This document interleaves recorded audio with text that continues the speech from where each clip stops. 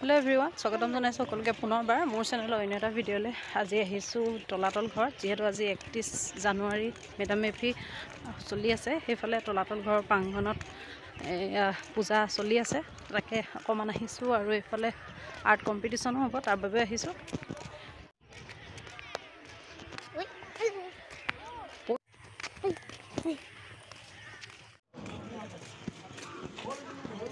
আমাৰ সাউ কুমুদ মিডিয়া মানুহ আহিছে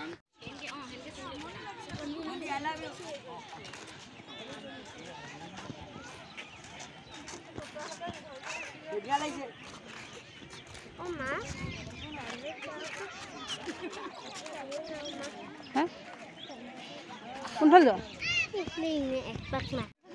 এইবাৰ আমি নাই অহা নহয়